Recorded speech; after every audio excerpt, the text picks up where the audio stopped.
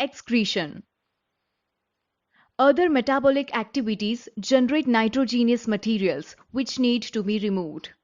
The biological process involved in the removal of these harmful metabolic wastes from the body is called excretion. Different organisms use varied strategies to do this. Many unicellular organisms remove these wastes by simple diffusion from the body surface into the surrounding water. As we have seen in other processes, complex multicellular organisms use specialized organs to perform the same function. Excretion in human beings. The excretory system of human beings includes a pair of kidneys, a pair of ureters, a urinary bladder, and a urethra. Kidneys are located in the abdomen on one either side of the backbone.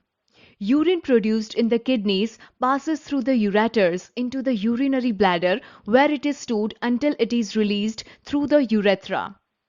The purpose of making urine is to filter out waste products from the blood. Just as CO2 is removed from the blood in the lungs, nitrogenous waste such as urea or uric acid are removed from blood in the kidneys. It is then no surprise that the basic filtration unit in the kidneys, like in the lungs, is a cluster of very thin-walled blood capillaries. Each capillary cluster in the kidney is associated with the cup-shaped end of a tube that collects the filtered urine. Each kidney has large numbers of these filtration units called nephrons packed close together. Some substances in the initial filtrate such as glucose, amino acids, salt, and a major amount of water are selectively reabsorbed as the urine flows along the tube.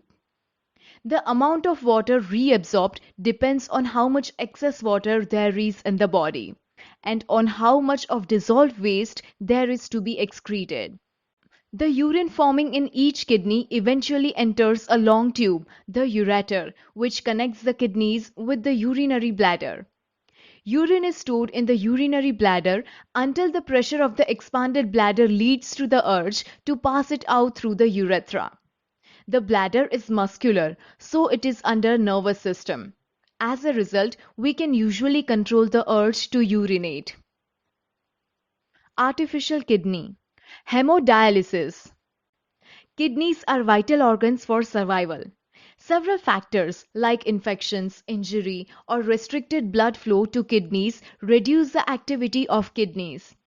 This leads to accumulation of poisonous wastes in the body, which can even lead to death. In case of kidney failure, an artificial kidney can be used. An artificial kidney is a device to remove nitrogenous waste products from the body through dialysis.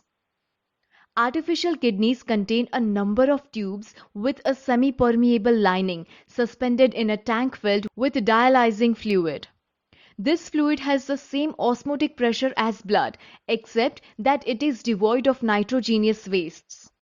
The patient's blood is passed through these tubes.